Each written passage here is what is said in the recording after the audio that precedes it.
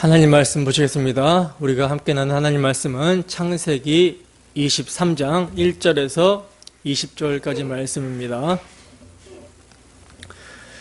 본문이 길기 때문에 19절에서 20절만 함께 봉독하도록 하겠습니다. 시작. 그 후에 아브라함이 그 아내 사라를 가나안 땅 마므레 앞 막벨라 밭굴에 장사하였더라. 마므레는 곧 헤브론이라. 이와 같이 그 밭과 거기에 속한 굴이 해쪽 속으로부터 아브라함이 매장할 소유지로 확정되었더라. 아멘. 막벨라 밭굴에 언약의 소망을 심다. 막벨라 밭굴에 언약의 소망을 심다라는 제목으로 하나님 말씀 증거하도록 하겠습니다.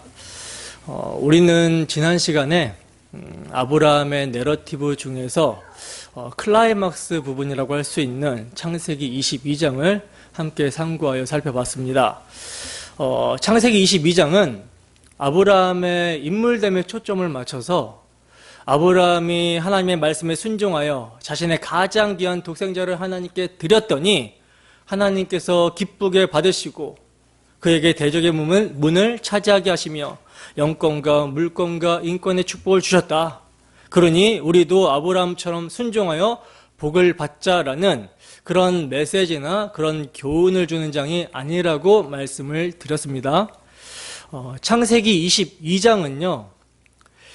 약속의 자녀, 독자 이삭을 번제로 드리는 아버지 아브라함의 모습을 통해서 하나님의 가장 귀한 아들 독생자 예수 그리스도를 죄인을 구원하시기 위해 십자가에 내어주시는 아버지 하나님의 마음을 계시하고 있는 장이며, 아울러 독자 이삭이 자신을 번제물로 태울 나무를 짊어지고 아버지와 함께 모리아 산에 오르는 모습을 통해서는요, 내 백성을 구원하라라는 하나님 아버지의 뜻에 순종하여 도살장에 끌려가는 잠잠한 어린 양처럼 자기 십자가를 지고 묵묵히 골고다 언덕을 오르시는 예수 그리스도를 계시하고 있는 장이 창세기 22장이에요. 그리고 창세기 22장을요, 교회의 믿음의 모델, 즉 믿음의 조상 아브라함이 무엇을 믿었는지, 그 믿음의 내용이 무엇인지에 대한 관점에서 보면 아브라함은 마른 막대기처럼 불가능한 자신에게 주신 약속의 아들을 하나님께서 번제로 바치라고 하셨을 때 이삭을 번제로 바쳐서 그가 죽게 되더라도 하나님께서는 약속의 아들 이삭과 언약을 맺으신다라고 말씀을 하셨기 때문에 하나님은 능히 그 이삭을 다시 살려내실 수 있는 언약에 전능한 하나님으로 믿었습니다. 그리고 더 나아가 아브라함은 선지자로서 약속의 아들 이삭을 번제로 드리라고 하신 하나님의 말씀에 순종하여 나아갈 때에 이삭을 대신해서 하나님이 준비해 주실 하나님의 어린 양, 하나님의 아들 예수 그리스도를 계시로 받습니다. 그래서 번제할 어린 양이 어디 있습니까? 라고 묻는 아들 이삭의 질문에 대해서 담담하게 하나님께서 친히 자기를 위하여 준비하시리라 하고 이렇게 말할 수가 있었던 거예요. 그러므로 믿음의 조상 아브라함의 믿음, 그 믿음의 내용은요, 하나님은 죽은 자를 살리시며 없는 것을 있는 것으로 부르시는 분으로 믿었어요. 그리고 그렇게 약속의 아들 이삭을 죽은 자 가운데서 도로 받는 것을 통해서 계시된 하나님이 준비하신 하나님의 아들 예수 그리스도의 죽으심과 부활을 믿었습니다. 그러니까 아브라함은요, 약속의 아들 이삭을 번제로 하나님께 드리라는 하나님의 말씀을 믿고 순종함으로 복을 받게 되는데, 그가 믿게 된 믿음의 내용은요, 이삭을 죽은 자 가운데서 도로 받게 된 것을 통해서 하나님이 자기를 위하여 준비하신 하나님의 아들 예수 그리스도의 죽으심과 부활을 믿은 것이고요, 그리하여 그가 받은 복은 내 씨가 대적의 성문을 차지하리라. 즉 하나님의 아들 예수 그리스도께서 여자의 후손으로 오셔서 뱀의 머리를 밟아 승리하시는데 그 안에서 누가? 아브라함도 함께 승리하게 되는 복을 받게 되었다라는 거예요. 여러분, 아브라함이 어떻게 이러한 믿음의 순종을 통해 복을 받을 수 있게 되었습니까? 창세기 22장에 나타난 아브라함의 일대기 가운데 클라이막스가 되는 아브라함의 믿음의 순종은요, 참으로 언약에 불성실한 그의 삶 속에서 그럼에도 불구하고 언약에 언제나 신실하신 하나님의 사랑을 그가 경험을 통해서 알고 확신했기 때문입니다. 언약에 전능하시고 신실하신 하나님께서 결국은 아브라함을 언약의 믿음을 견고하게 붙든 자로 만드시고 그에게 복을 주셨다라는 거예요. 그러므로 여기서 우리가 알 수 있는 것은 여러분 무엇입니까? 언약에 신실하신 하나님의 사랑을 아는 자, 즉 십자가 복음에 나타난 하나님의 마음을 알게 된 자가 믿고 순종하게 된다는 것이죠. 여러분, 우리는요, 성경을 통해서 하나님을 아는 지식을 배웁니다. 그렇죠? 아브라함의 이야기를 통해서도요, 우리는 하나님을 아는 지식을 배우는 거예요. 이 하나님을 아는 지식이 여러분 왜 이렇게 중요하냐면 이 지식을 통해서만이 하나님의 마음을 알 수 있기 때문입니다.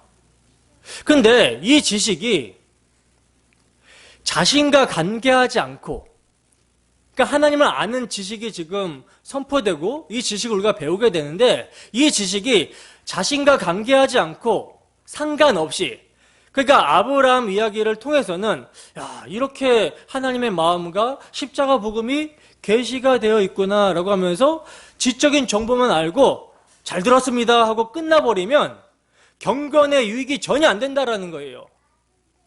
우리는요, 성경을 통해 증거되는 그리스도의 복음에 관한 지식을 배우고 알게 될 때에 지식에 넘치는 그리스도의 사랑을 알아야 되는 것입니다.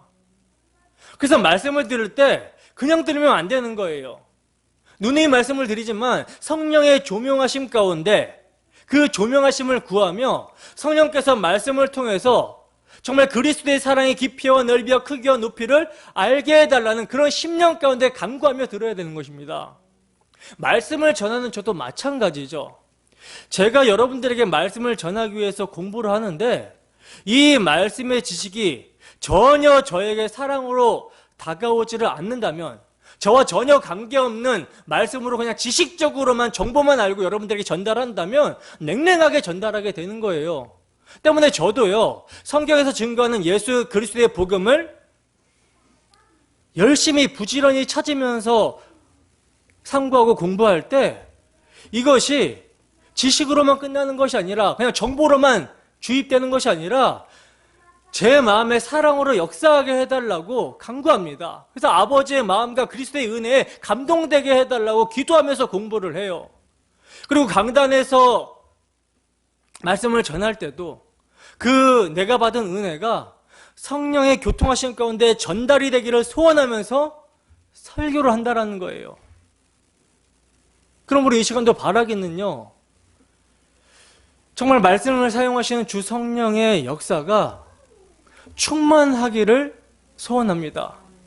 그래야 전해지는 말씀이 지식에 관한 정보로 그치는 것이 아니라 지식에 넘치는 그리스도의 사랑을 알아서 그 그리스도의 사랑이 우리 심령 가운데 각성이 되고 각인이 되어 이 말씀이 우리 안에 역사하여 순종의 자리로 나아가게 하게끔 인도함을 받는 우리의 모습이 되기를 주님의 이름으로 축원합니다.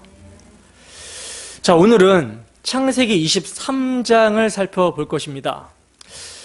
창세기 23장은요, 사라의 죽음과 장래에 대한 내용이 기록되어 있는데 우리가 본 장을 살펴보면서 생각을 좀 해야 되는 것은 뭐냐면, 성경은 무엇을 말씀을 하려고 한 여인의 장래를 위해서 한 장을 할애하고 있으며 이를 통해서 계시하고자 하는 바가 무엇인가, 이 점을 좀 생각을 하면서 살펴봐야 되는 거예요. 그러므로 여러분, 우리가 그 창세기 23장을 보면서 주목을 해야 될 단어가 있는데 그 단어가 어떤 단어냐면 소유라는 단어입니다. 소유. 소유라는 단어가 4절에서 9절에서 18절에서 20절에서 이렇게 4번이나 등장을 하고 있는데, 여러분, 하나님께서는요 아브라함에게 발붙일 만한 땅도 유업으로 주지 아니하시고 다만 이 땅을 아직 자식도 없는 그와 그의 후손에게 소유로 주시겠다라고 약속만을 주셨어요. 때문에 아브라함은요 일생 동안, 그의 일생 동안 장막에 거하며 살아갑니다. 그런데 오늘 본문을 보면요 아브라함이 매장지만은 자기 소유로 삼고자 집착을 하고 있는 모습을 보게 된다는 거예요. 과연 아브라함이 매장지에 그토록 집착한 이유가 무엇인가? 성경은 이를 통해서 무엇을 말씀하시려고 하는 것인가? 이 점을 여러분 우리가 염두에 두면서 오늘 말씀을 상고하여 살펴보도록 하겠습니다. 본문 1절에서 2절 말씀입니다. 함께 읽습니다. 시작. 사라가 127세를 살았으니 이것이 곧 사라가 누린 햇수라. 사라가 가나안 땅 헤브론 곧 기럇 아르바에서 죽음에 아브라함이 들어가서 사라를 위하여 슬퍼하며 애통하다가. 아멘. 자, 보시면 사라가 127세를 향수하여 죽었다라는 말씀이 나오고 있어요.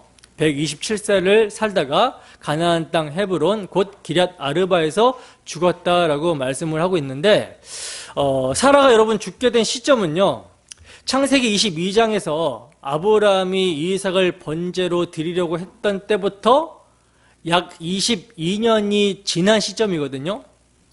아브라함이 이삭을 번제로 드릴 때 이삭의 나이가 15살 정도였잖아요. 그죠? 그러면 아브라함이 100세에 이삭을 낳았으니까 아브라함의 나이는 115세였고 사라는 90세에 이삭을 낳았으니까 나이가 95세죠. 근데 지금 사라가 127세에 죽었다고 하니까 창세기 22장과 창세기 23장의 그 사이의 간격은 22년 정도가 지난 시점이라는 거예요. 그렇다면 22년이라는 기간 동안 대속의 복음을 계시받은 아브라함과 사라, 이 두 사람이 어떻게 지냈을까요? 창세기 22장에서 아브라함이 이삭을 번제로 드리려고 하면서 하나님께서는 이것을 통해서 대속의 복음을 계시해 주셨잖아요. 대속의 죽음과 대속의 그 죽음을 확증하는 부활을 계시로 보여줬단 말입니다. 그렇다면 이것을 계시로 받고 22년 동안 아브라함과 사라가 함께 이렇게 살아가면서 어떤 것을 나누고 살아갔을까요? 당연히 하나님의 은혜와 부활을 소망하면서, 그리고 이것을 나누면서, 복음을 나누면서 남은 여생을 살았던 거로 유추해 볼 수가 있는 것이죠. 여러분, 복음을 우리가 알고 복음을 나눌 수 있는 가정, 이것이 정말 복된 가정이고 행복한 가정입니다. 이게 진짜 참으로 복이에요. 자, 그런데 이제 그렇게 아브라함과 사라가 복음을 계시받고 예수님의 죽으심과 부활을 계시받고 부활을 소망하는 가운데 남은 여생을 이 복음의 은혜의 말씀을 나누면서 그렇게 보냈었는데, 이제 사라가 먼저 달려갈 길을 마치고 믿음을 지키고 구속사 못에서 퇴장을 하고 있는 거예요. 자, 그러면 이제 이 시점에서 우리가 생각해 봐야 되는 것은, 과연 사라는 어떤 사람이었으며 무엇을 위해서 세움을 받았는지를 생각해 봐야 되는 것이겠죠. 여러분, 사라는 어떤 사람이었습니까? 비록 이제 사라가 연약한 믿음을 보인 적이 있죠. 그래서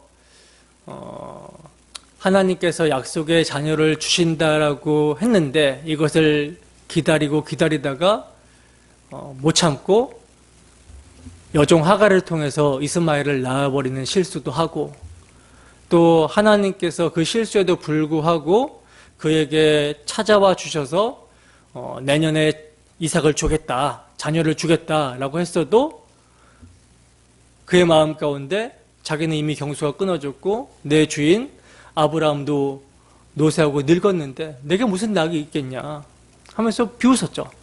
그죠? 이런 연약한 모습을 사라가 보여줬음에도 불구하고, 그럼에도 불구하고 사라는요, 믿음의 후손들에게 귀감을 주는 인생을 살았습니다. 그래서 신약 성경인 그 히브리서 11장에 보면요, 사라를 표현할 때 어떻게 표현하고 있냐면, 사라를 세상이 감당치 못할 믿음의 사람의 명단에 넣고 있어요. 그래서 성경에서는요, 예수님의 어머니 마리아를 기억하라고는 하고 있지 않지만 사라에 대해서는 생각하고 기억하라고 하면서 강조하고 있는 모습을 볼 수가 있습니다. 이사야서 51장 2절 말씀입니다. 함께 읽어보겠습니다. 시작. 너희 조상 아브라함과 너희를 낳은 사라를 생각하여 보라. 아브라함이 혼자 있을 때 내가 그를 부르고 그에게 복을 주어 창성하게 하였느니라. 아멘. 자, 여러분, 사라의 생애는요, 아브라함과 함께한 생이었습니다. 때문에 아브라함이 신앙의 훈련을 받을 때 사라도 동일하게 신앙의 훈련을 받은 거예요. 하나님께서 아브라함에게 나타나셔서 내 고향과 친척과 아버지의 집을 떠나 내가 내게 보여줄 땅으로 가라, 이렇게 말씀을 하셨을 때 이 말씀에 믿음으로 순종하여 아브라함이 떠나잖아요. 근데 아브라함이 떠날 때 누구도, 아내 사라도 함께 믿음으로 떠납니다. 근데 이 믿음의 조상 아브라함이라는 사람도 굉장히 연약한 모습을 보이고 있기 때문에 어떻게 보면 남편으로서 굉장히 무능한 모습을 보이고 있죠. 그래서 가는 곳곳마다 아브라함이 이제 그 자신의 고향을 떠나서 하나님이 지시하시는 땅으로 가는 그 곳마다 혹시나 아내 사라로 말미암아 누군가가 나를 죽일까봐 아내 사라로 하여금 뭐라고 해요? 나의 누이라고 해라, 나의 동생이라고 해라, 이렇게 하잖아요. 그죠? 근데 그럼에도 불구하고 그렇게 남편이 무능력하게 자기 목숨을 살리고자 아내를 여동생이라고 말하도록 시키는데도 불구하고 사라는요, 남편을 내 주여, 주라고 하면서 순종을 합니다. 이건요, 하나님께서 세우신 질서, 하나님께서 남편을 언약의 당사자로 세워주셨기 때문에 아내 사라는 남편을 언약의 당사자로 여기며 순종하여 함께 다녔던 거예요. 그래서 이러한 사라를 들어서 베드로 사도가 어떻게 권면을 하고 있습니까? 베드로전서 3장 3절에서 6절 말씀입니다. 함께 했습니다. 시작. 너희의 단장은 머리를 꾸미고 금을 차고 아름다운 옷을 입는 외모로 하지 말고 오직 마음에 숨은 사람을 온유하고 안정한 심령에 썩지 아니할 것으로 하라. 이는 하나님 앞에 값진 것이니라. 전에 하나님께 소망을 두었던 거룩한 부녀들도 이와 같이 자기 남편에게 순종함으로 자기를 단장하였나니 사라가 아브라함을 주라 칭하여 순종한 것 같이 너희는 선을 행하고 아무 두려운 일에도 놀라지 아니하면 그의 딸이 된 것이니라. 아멘. 보세요, 여러분. 남편 같지도 않은 남편, 자기 죽을까 봐 아내를 팔아먹는 무능한 이런 남편을 사라는요, 주라고 하면서 순종합니다. 베드로 사도는 이러한 사라를 교회인 우리에게, 특별히 아내들에게 본받으라고 말씀을 하고 있어요. 왜 그렇습니까? 왜 본받아야 됩니까? 아브라함이 모든 믿는 자의 아버지인 것처럼 아브라함에게 순종한 아내 사라 역시 모든 믿는 자의 어머니가 되기 때문이라는 거예요. 그러므로 아브라함의 아내 사라가 아브라함에게 순종을 한 것은요, 믿음으로 하나님께서 세워주신 질서와 건의에 순종한 것이기 때문에 너희도 사라와 동일한 믿음을 받은 자들이라면 그렇게 하는 것이 마땅하다라고 하는 것입니다. 베드로전서 3장 1절에서 4절 말씀입니다. 함께 했습니다. 시작. 아내들아 이와 같이 자기 남편에게 순종하라. 이는 혹 말씀을 순종하지 않는 자라도 말로 말미암지 않고 그의 아내의 행실로 말미암아 구원을 받게 하려 함이니 너희의 두려워하며 정결한 행실을 봄이라. 너희의 단장은 머리를 꾸미고 금을 차고 아름다운 옷을 입는 외모로 하지 말고 오직 마음에 숨은 사람을 온유하고 안정한 심령에 썩지 아니할 것으로 하라. 이는 하나님 앞에 값진 것이니라. 아멘. 자, 보세요. 아내들아 자기 남편에게 순종하라 하면서 베드로 사도는 말씀을 하고 있는데, 왜 이렇게 말씀을 하고 있냐면 이것이 하나님의 계시에 따른 질서이기 때문입니다. 계시적 차원에서 남자와 여자의 관계를 통해 그리스도와 교회의 관계를 정하신 분이 하나님이시라는 거예요. 때문에 교회 안의 가정에서도 남자와 여자의 관계는요, 남자가 머리가 되고요, 여자는 몸으로 하는 질서를 세워주신 거예요. 그래서 그리스도께서 교회를 사랑하실 때 죽기까지 사랑하셨듯이 남편은 그리스도의 역할로서 아내를 그렇게 사랑해야 되는 것이며, 아내는 교회가 그리스도에게 복종하듯이 교회의 역할로서 그렇게 복종하라고 하신 것입니다. 남자의 머리는 그리스도요, 여자의 머리는 남자요, 그리스도의 머리는 하나님이신 거예요. 그리스도는 하나님과 동등하신 분입니다. 그런데 질서 차원에서 그가 낮아지셨어요. 왜? 교회를 구원하시기 위해서 성육신 하셨기 때문에 비하하셨어요. 마찬가지로 남자와 여자는 동등하지만 질서 차원에서 하나님께서 남자를 여자의 머리로 세우셨습니다. 이 질서에 순종해야 된다는 거예요. 그리고 그런 가정들이 모였습니다. 그렇다면 당연히 말씀을 전하는 목사는 누가 되어야 되겠습니까? 남자가 되어야 되는 것이죠. 그래서 여자 목사는 성경적으로 옳지 않다라고 하는 거예요. 이것이 여러분 하나님께서 구속하신 자들에게 주신 삶의 원리입니다. 때문에 비록 남편이 믿지 않는다 할지라도 남편에게 뭐하라? 순복하라는 거예요. 순종하고 복종하라는 것입니다. 십자가 대속의 말씀 앞에 서서, 십자가 대속의 말씀 앞에 서면 어떤 마음이 들까요? 믿지 않는 남편을 볼 때 불쌍한 마음, 긍휼한 마음이 드는 거죠. 그러니까 십자가 복음 앞에 서서 남편을 긍휼히 여기고 순복하는 그 행위를 하라는 거예요. 하나님께서 그 행위를 사용하셔서 남편도 구원에 이르게 하신다라는 것입니다. 바로 여러분, 이렇게 아내가 남편에게 순복하는 일에서도, 질서 안에서 순복하는 일에서도 믿음의 어머니로 부름을 받은 사라가 본을 보였던 거예요. 하나님의 언약을 믿는 자의 삶에 있어서 사라가 본이 되었습니다. 믿음의 어머니가 되었다라는 거예요. 자, 그러면 사라는 구속사적인 관점에서 어떤 역할을 했는가? 이것도 여러분 중요하죠. 아담의 아내 하와가 원복음을 믿음으로 모든 생명 있는 자의 어머니 역할을 하게 되었듯이, 사라는요, 아브라함이 모리아산에서 번제로 드리려 했던 이삭이 장차 뱀의 머리를 상하게 하실 메시아의 예표임을 깨닫고 오실 약속의 자손이 베푸실 대속의 은혜를 믿음으로 모든 믿는 자의 어머니의 역할을 하게 됩니다. 창세기 17장 16절입니다. 함께 했습니다. 시작. 내가 그에게 복을 주어 그가 내게 아들을 낳아주게 하며 내가 그에게 복을 주어 그를 여러 민족의 어머니가 되게 하리니 민족의 여러 왕이 그에게서 나리라. 아멘. 이거 지금 누구에게 하신 말씀이죠? 하나님께서 사라에게 하신 말씀이죠.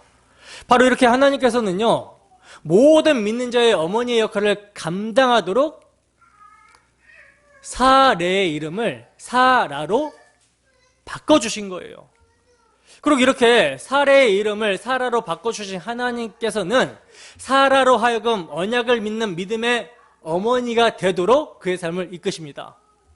그래서 자신은 경수가 이미 끊어진 마른 막대기 같은 자라며 하나님의 말씀을 믿지 못하고 비웃었던 그를 하나님께서는 말씀하신 대로 약속의 자녀를 주심으로 그의 불신과 비웃음을 뭘로 바꿔주셨어요? 구원의 웃음으로 바꿔주셨던 거예요. 이 점을 히브리서 기자는 이렇게 말씀합니다. 히브리서 11장 11절에서 12절 말씀 함께 읽습니다. 시작. 믿음으로 사라 자신도 나이가 많아 단산하였으나 잉태할 수 있는 힘을 얻었으니 이는 약속하신 이를 미쁘신 줄 알았습니다. 이러므로 죽은 자와 같은 한 사람으로 말미암아 하늘의 허다한 별과 또 해변의 무수한 모래와 같이 많은 후손이 생육하였느니라. 아멘. 자, 여기에서 여러분 주어가 뭔지 아시겠습니까? 여기서 주어는 믿음입니다. 이 믿음은요, 사라의 것이 아니라 주어진 믿음이에요. 하나님으로부터 주어진 믿음입니다. 그 하나님으로부터 주어진 믿음으로 나이가 많아서 경수가 끊어진 상태에서 사라가 잉태할 수 있는 힘을 얻은 거예요. 약속하신 일을 미쁘신 줄 사라가 알게 된 것입니다. 이러므로 죽은 자와 같은 한 사람, 누굽니까? 사라를 가리키죠. 성경은 아이를 낳을 수 없는 몸을 죽은 자와 같은 것으로 표현하고 있는 거예요. 그런데 죽은 자와 같은 한 사람으로 말미암아 하늘의 허다한 별과 해변의 무수한 모래와 같은 후손이 생육하게 되더라는 것입니다. 이것이 누구의 능력이에요? 언약에 전능하신 하나님의 능력이라는 거예요. 그리고 이를 통해 궁극적으로 말씀하고자 하는 건 뭡니까? 사라에게 약속하신 자손 예수 그리스도로 말미암아 교회를 탄생케 하시는 거죠. 영적 자손을 허다하게 많게 하시는 것이죠. 그러므로 여러분, 믿음의 자녀란 혈통으로 이어지는 것이 아니라 하나님의 언약에 의하여 나오는 것임을 아브라함은요, 할례를 행함으로 상징화하고, 사라는 아예 자녀를 낳지 못하는 여인이었을 뿐만 아니라 이제 늙어서 경수가 끊어진 상태에서 이삭을 주심으로 보여주고 있는 거예요. 이것이 바로 언약을 이루어가시는 하나님의 방법이며, 이를 보여주시는 계시로 부름을 받은 사람이 바로 믿음의 어머니 사라입니다. 근데 이제 이러한 언약을 믿는 믿음의 어머니로 부름을 받은 사라가 오늘 본문에서 구속사 무대에서 퇴장을 하고 있는 거예요. 그리고 이제 약속의 어머니 역할을 이어갈 이삭의 아내를 찾는 내용이 이제 다음 장부터 나오게 되는 것이죠. 자, 이렇게 이제 사라가 헤브론에서 죽습니다. 죽은 이후에 지금 아브라함이 여러분 어떤 모습을 보여주고 있죠? 어떤 모습을 보여주고 있어요? 사라를 위하여 슬퍼하며 애통했다라고 그러죠. 여러분, 아브라함에게 있어서 사라는요, 평생의 동반자였습니다. 함께 웃고 함께 울고 함께 믿음의 연단을 받는, 믿음의 훈련을 받는 오랜 나그네 생활의 동반자였어요. 그런데 이런 그녀가 죽었습니다. 평생의 믿음의 동반자였던 그녀의 죽음 앞에서 남편 아브라함의 마음이 얼마나 아팠을까요? 그는요, 슬퍼하며 애통합니다. 여기서 슬퍼하다라고 번역이 된 히브리어 단어가 리세포드라는 말인데, 가슴을 치고 쥐어뜯으며 통곡하는 것을 의미하거든요. 이것은요, 이 단어는요, 아브라함이 사라를 얼마나 사랑했는지를 보여주고 있는 단어죠. 근데 여러분, 아브라함은요, 이렇게 가슴을 쥐어뜯으며 슬퍼하고 통곡만 하고 있지 않다라는 거예요. 애통한다라고 하고 있는데, 여기서 애통이라고 번역이 된 히브리어는 웨리브코타라는 말인데, 스스로의 감정을 자제하며 눈물을 흘리는 것을 뜻하거든요. 그러니까 아브라함은요, 사라가 먼저 죽은 사실과 상실감으로 말미암아 가슴을 쥐어뜯으며 크게 통곡했지만 이내 뭐하고 있어요? 사라의 죽음을 받아들이고 감정을 자제하고 있는 거예요. 왜 이렇게 할 수 있게 된 것입니까? 아브라함은 부활의 소망을 가지고 있었기 때문에 이렇게 할 수 있었던 거예요.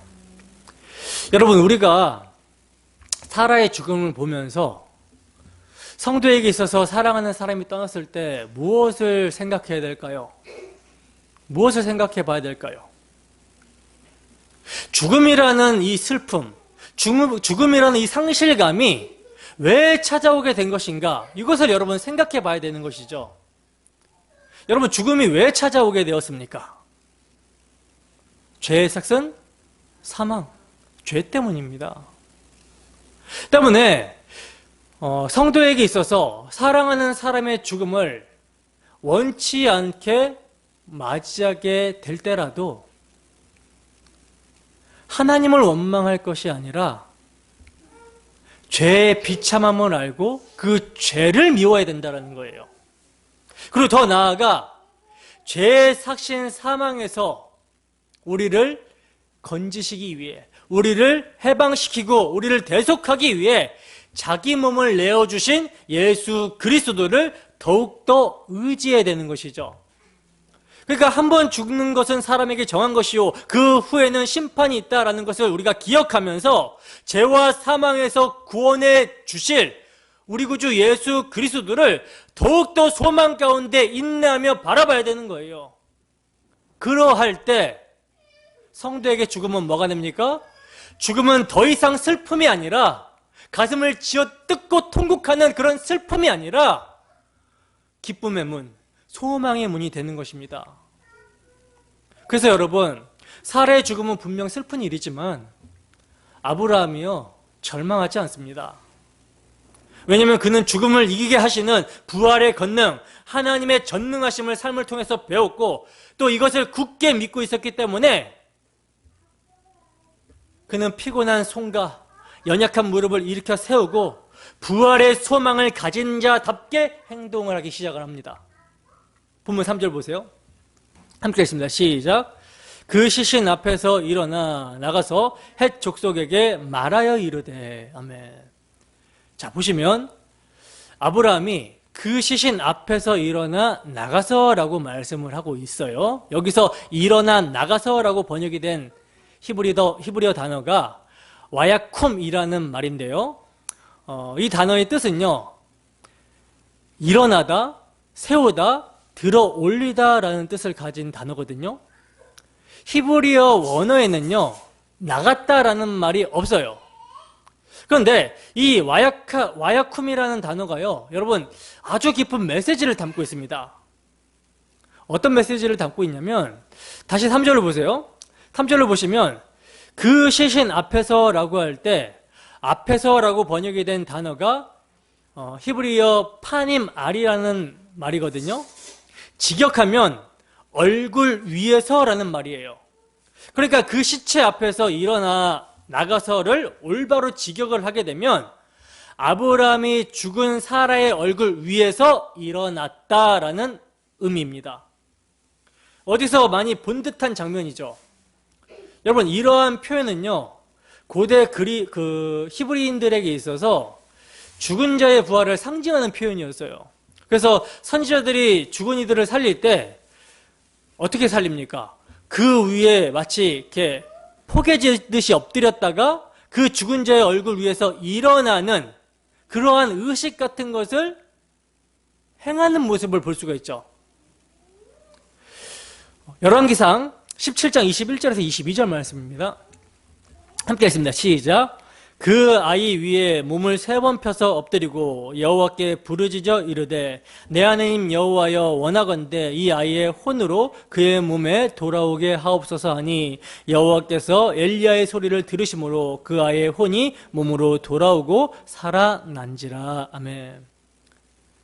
보시면 사르밧 가보의 아들이 죽었는데 엘리야가 지금 어떻게 하고 있습니까? 그 아들의 시체 위에, 오늘 본문 그 표현으로 하자면 그 시체의 얼굴 위에 엎드렸다가 일어남으로 아이가 살아나게 되죠. 여기서도 역시 위에서라는 단어가 쓰였어요. 그리고 열왕기하 4장에도 보면요, 엘리사가 그 죽은 수넴 여인의 아들을 살리는 사건이 나오는데, 거기서도요, 엘리사가 그 죽은 아이의 눈에 자기의 눈을, 그 아이의 입에 자기의 입을 대었다가 그 얼굴 위에서 일어나자 아이가 어떻게 됩니까? 살아나게 됩니다. 그러니까 이렇게 히브리 사람들에게서 죽은 자의 얼굴에 산 자의 얼굴이 포개어졌다가 일어나게 되는 것은요, 죽었다가 살아나는 부활을 상징하는 것이었어요. 그리고 이것은 예수 그리스도가 죽은 자와 연합이 되어서 그 죽은 자의 사망을 가져가시고 자신의 생명을 불어넣어 주시는 십자가 복음을 모형적으로 상징하는 것이었습니다. 그래서 여러분, 나중에 신약에서도 바울 사도의 설교가 막 길어지다 보니까 그 창문에 걸터 앉아 있던 유두고라는 청년이 떨어져 직사해 버리잖아요. 그때 사도 바울이 그 유두고의 몸 위에 엎드렸다가 일어남으로 그를 살려내는 장면이 등장하고 있는 거예요. 그러니까 아브라함이 사라의 얼굴에 자신의 얼굴을 포개었다가 일어나는 모습은요, 아브라함이 뭘 믿었다라는 거예요? 아브라함이 사라가 부활하게 될 것을 믿었다라는 의미인 거예요. 그리고 이렇게 일어난 아브라함이 이제 헷족속에게 말을 합니다. 어떤 말을 하는가? 본문 4절입니다. 함께 했습니다. 시작. 나는 당신들 중에 나그네요 거류하는 자이니 당신들 중에서 내게 매장할 소유지를 주어 내가 나의 죽은 자를 내 앞에서 내어다가 장사하게 하시오. 아멘. 자, 보시면 아브라함이요, 헷족속이 다 듣는 데서 내게 매장할 소유지를 주어 내가 나의 죽은 자를 장사하게 해달라고 말을 합니다. 그러자 이에 헷족속이 아브라함에게 대답을 하는데 뭐라고 대답합니까? 당신은 우리 가운데 있는 하나님이 세우신 지도자이시니 우리 묘실 중에서 좋은 것을 택하여 당신의 죽은 자를 장사하소서. 우리 중에서 자기 묘실에 당신의 죽은 자 장사함을 금할 자가 없으리다 하고 대답을 합니다. 그러자 아브라함은 그들의 호의적인 반응에 그렇다면 에브론의 밭머리에 있는 그의 막벨라 굴을 내게 주도록 하되 충분한 대가를 받고 그 굴을 내게 주어 당신들 중에서 매장할 소유지가 되게 하기를 원합니다 하고 이렇게 요청을 하고 있는데, 여기서 여러분 요점은 두 가지입니다. 첫째는 매장지만은 자기 소유로 삼겠다라는 것이고요, 둘째는요, 값을 주고 사되 에브론의 밭머리에 있는 그의 막벨라 굴을 사도록 허락해 달라라는 말이에요. 이처럼 매장지를 원하고 있는 아브라함의 마음이 무엇인가? 이것을 여러분 좀 생각하면서 따라와야 됩니다. 자, 그래서 이제 아브라함의 요청을 들은 에브론이 그때 햇사람들과 함께 앉아 있었는데, 그가 성문 곁에서 햇사람들이 다 듣도록 아브라함에게 말을 합니다. 내 주여, 그러실 필요가 없습니다. 내 말을 들으세요. 내가 그 밭을 당신에게 드리고 거기에 있는 동물도 그냥 드리겠습니다. 이 사람들이 보는 앞에서 다 드릴 테니 돌아가신 분을 장사 지내십시오. 이렇게 말을 합니다. 자, 보시면 드리겠다라는 말이 3번이나 강조가 되고 있거든요. 즉 아브라함이 밭과 굴을 원한다면 지금 헷족속 많은 사람들이 증인으로 보는 앞에서 무상으로 주겠다라는 말이에요. 여러분, 우리 같으면 어떻게 하겠습니까? 그냥 받았겠죠. 그죠? 근데 아브라함은 뭐라고 말합니까? 본문 12절에서 13절 함께 읽어보겠습니다. 시작. 아브라함이 이에 그의 땅의 백성 앞에서 몸을 굽히고 그 땅의 백성이 듣는 데서 에브론에게 말하여 이르되 당신이 합당히 여기면 청하건대 내 말을 들으시오. 내가 그 밭값을 당신에게 주리니 당신은 내게서 받으시오. 내가 나의 죽은 자를 거기 장사하겠노라. 아멘. 보시면 많은 사람들이 보는 앞에서 내가 값을 지불하고 매장지로 헤브론에 있는 막벨라 굴을 사겠다라고 이야기를 하고 있죠. 그러자 에브론이 아브라함에게 대답을 하는데 내 주여 내 말을 들으소서. 땅값은 은 400세겔이나 그것이 나와 당신 사이에 무슨 문제가 되리이까? 당신은 죽은 자를 장사하소서라고 말을 합니다. 여러분, 핵심이 어디 있는지 아시겠습니까? 핵심이 사라를 장사할 곳이 없다라는 것이 문제가 아니라, 장사를 하되 해쪽 속의 묘실이나 해쪽 속의 소유지에 장사하기를 원하지 아니하고 자기 소유지에 장사하겠다라는 것이 아브라함의 소원인 거예요. 그리고 이것은요, 사라에게 국한된 집착이 아니라 뒤따르게 될 아브라함, 이삭, 야곱 등 믿음의 족장들의 장래에 관한 문제였다라는 점, 이것을 여러분 유념해야 됩니다. 자, 그러므로 아브라함이 에브론의 말을 따라 에브론이 해쪽 속이 듣는 데서 말한 대로 상인이 통용하는 은 400세겔을 달아서 에브론에게 주었더니 모든 해쪽 속이 보는 데서 아브라함의 소유로 확정되었다라고 말씀을 합니다. 그래야 여러분 23장은요, 그 후에 아브라함이 그 아내 사라를 가나안 땅 마므레 앞 막벨라밭 굴에 장사하였더라. 마므레는 곧 헤브론이라. 이와 같이 그 밭과 거기에 속한 굴이 해족서로부터 아브라함이 매장할 소유지로 확정되었더라 하고 마치고 있어요. 자, 이 점에서 우리가 유념해야 되는 것은요, 아브라함의 집착이 땅 자체에 욕심이 있었기 때문에 이것을 사려고 했던 것이 아니라는 거예요. 만약에 땅 자체에 욕심이 있었다면 아브라함에게는요, 그 당시 얼마든지 땅을 살 수 있는 능력이 있었습니다. 거부였어요, 아브라함이. 그렇다면 아브라함은 무엇 때문에 매장지를 자기 소유로 만들고자 그토록 집착을 하고 있었을까요? 그냥 준다고 해도 그냥 마다하고 값을 치르고 매장지를 산단 말입니다. 여기에는요, 구속사적인 중요한 의미가 있다는 거예요. 여러분, 지금 아브라함이 어디에 있는 매장지를 삽니까? 헤브론에 있는 막벨라 굴이라는 매장지를 사고 있죠. 이 매장지는요, 세속적 땅 이상의 의미를 지니고 있어요. 우선 헤브론은 훗날 유다 지파에 분배되는 땅으로서 예루살렘과 멀지 않은 곳에 위치하고 있고요. 그리고 헤브론은 창세기 13장에서 처음 언급이 되고 등장을 하는데, 아브라함과 조카 롯이 소유가 많아서 더 이상 함께 있을 수가 없어서 갈라지게 되었을 때, 조카 롯은 자기의 눈에 보기에 좋은 대로 땅을 선택해서 소돔 땅으로 가게 되지만, 아브라함은 하나님이 보여주시고 하나님이 약속해 주신 땅으로 옮겨갑니다. 이때 하나님께서 아브라함에게 실물 약속을 하시죠. 창세기 13장 14절에서 18절 말씀입니다. 함께 읽습니다. 시작. 롯이 아브람을 떠난 후에 여호와께서 아브람에게 이르시되 너는 눈을 들어 너 있는 곳에서 북쪽과 남쪽 그리고 동쪽과 서쪽을 바라보라. 보이는 땅을 내가 너와 내 자손에게 주리니 영원히 이르리라. 내가 내 자손이 땅의 티끌 같게 하리니 사람이 땅의 티끌을 능히 셀 수 있을진데 내 자손도 세리라. 너는 일어나 그 땅을 종과 횡으로 두루 다녀보라.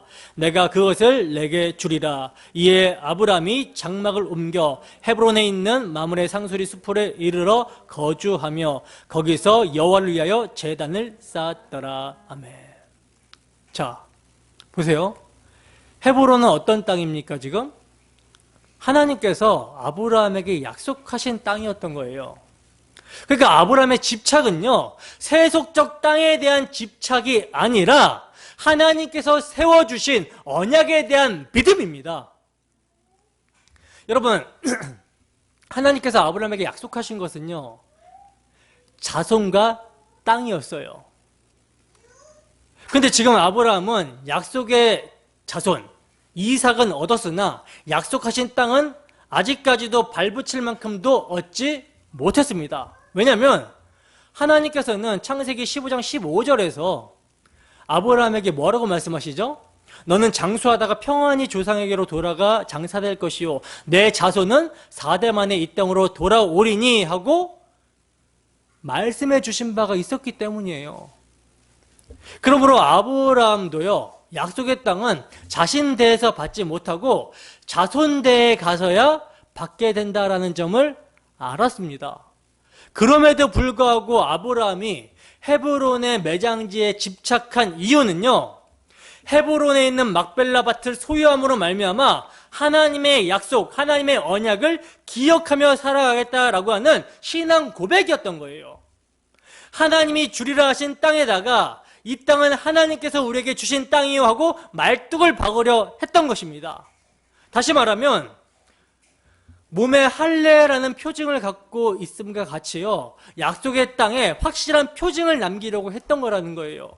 그리고 이를 통해서 언약의 중심의 신앙을 후손들에게 계승시켜 주고자 약속의 표징으로 막벨라 밭을 산 거라는 것이죠. 그래서 훗날 이곳에는요, 사라뿐만 아니라 아브라함도, 이삭도, 리브가도, 야곱도, 레아까지 믿음의 조상들이 잠들게 됩니다. 이들이 이곳에 묻혔다라는 것은요, 이들 모두가 하나님의 약속을 기억하고 소망 중에 잠들었다라는 증거예요.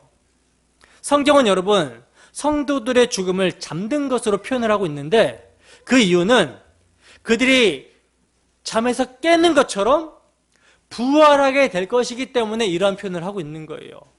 그렇다면 그들이 부활해서, 마치 잠에서 깬 것처럼 부활해서 여러분 어디에 살게 되겠습니까?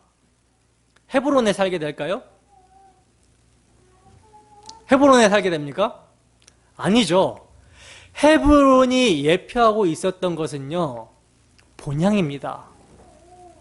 어떤 본향? 하늘의 예루살렘. 히브리서 11장 13절에서 16절 말씀입니다. 함께 했습니다. 시작. 이 사람들은 다 믿음을 따라 죽었으며 약속을 받지 못하였으되 그것들을 멀리서 보고 환영하며 또 땅에서는 외국인과 나그네임을 증언하였으니 그들이 이같이 말하는 것은 자기들이 본향 찾는 자임을 나타냄이라.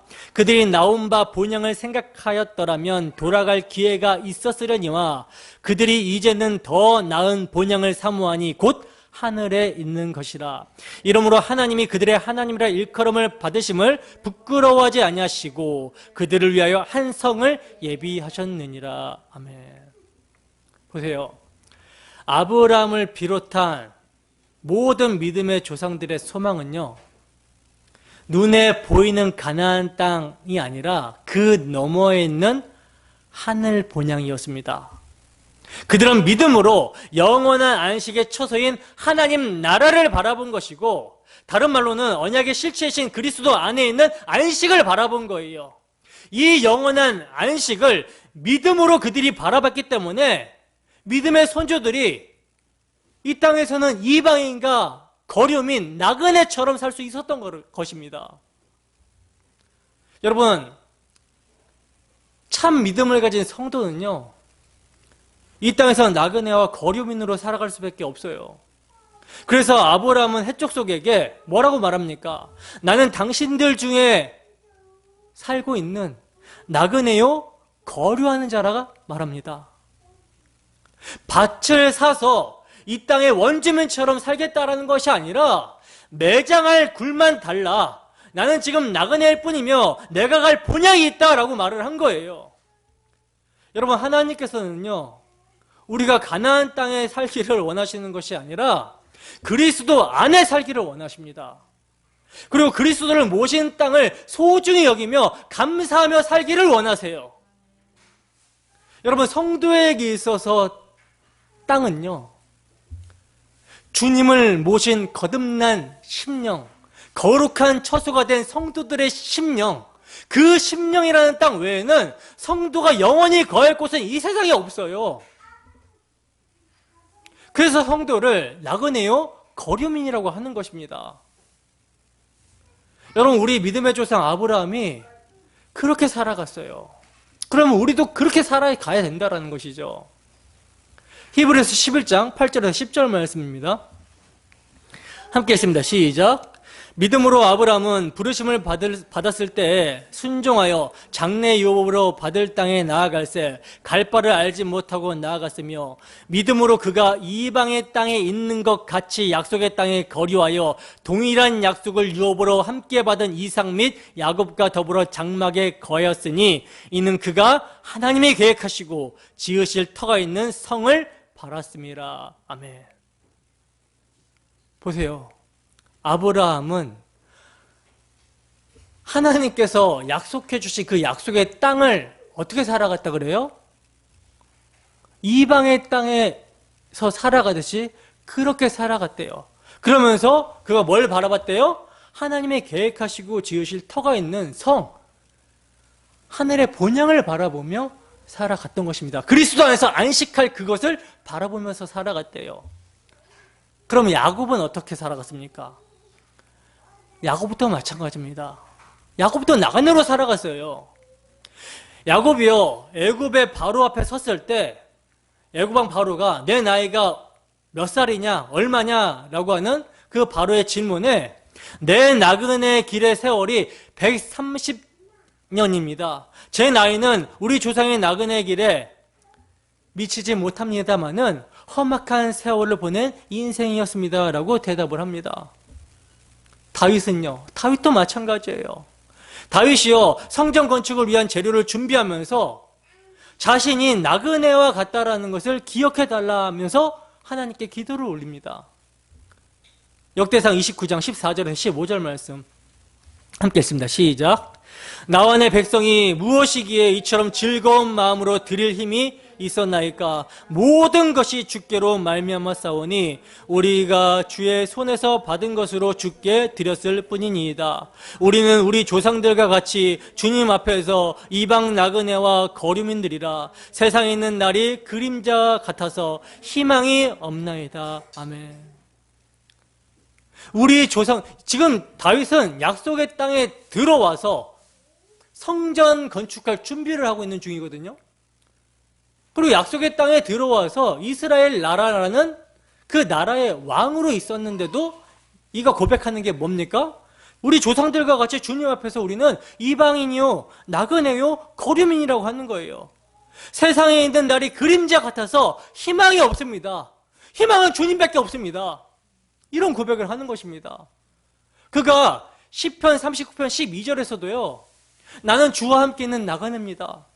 모든 조상들처럼 떠도는 나그네입니다. 이렇게 고백합니다. 그러니까 여러분, 우리 믿음의 조상들, 믿음의 선조들은요, 선배들은요, 모두 다 스스로를 나그네로 표현하고 있다는 사실이에요. 이것을 여러분 우리가 기억하면서 살아야 됩니다. 그러면 대표적으로 여러분 나그네로 사신 분이 누굽니까? 그렇죠, 예수 그리스도죠. 이들이 나그네로 살 수밖에 없었던 것은 예수 그리스도, 장차 오실 예수 그리스도가 이 세상을 나그네로 살았기 때문에 이들이 나그네로 살았던 거예요. 그들이 예수 안에 있었기 때문에. 우리 주님은요, 이 세상에서 나그네로 머리 둘 곳조차 없이 사셨습니다. 온 세상의 왕이시며 만왕의 왕이시며 만주의 주이신 예수님이 왜 나그네로 사셔야만 했습니까? 왜 거류민으로 사셔야만 했습니까? 왜냐하면 죄악 많은 이 세상은 아버지의 집이 아니기 때문에 이 악한 세대에서 우리를 건지시기 위해서 그는 나그네의 모습을 오셔서 나그네로 사신 것입니다.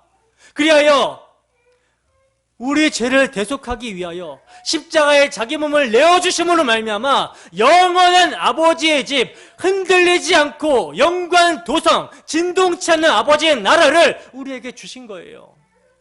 때문에 여러분, 믿는 성도는요, 이 세상을 나그네요, 거류민처럼 살 수밖에 없는 것입니다. 진정으로 예수 그리스도 안에서 아버지의 처소가 된 자들은 그 하늘을 소망하면서 살 수밖에 없다라는 거예요.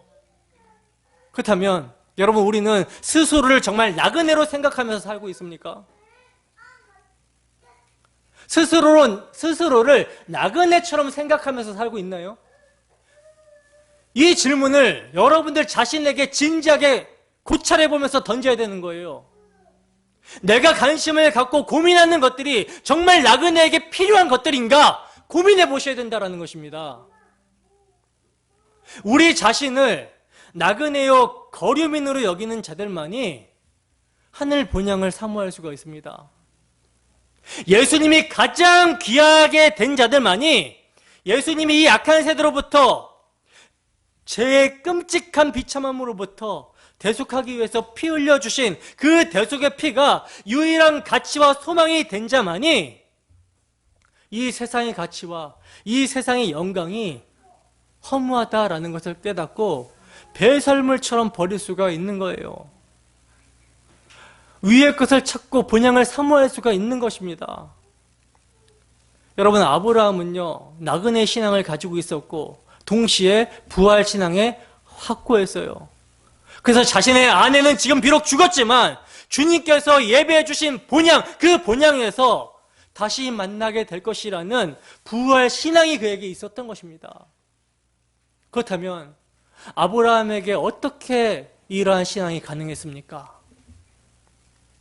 자신의 평생의 인생 여정을 통해서 그에게 찾아와 주시고 그를 믿음으로 인도하시는 전능하신 하나님, 언약의 신실하신 하나님을 그가 경험했고 이삭을 죽은 자 가운데서 돌아받는 것과 같은 22장의 사건을 통해서 더욱더 확신했기 때문이라는 거예요.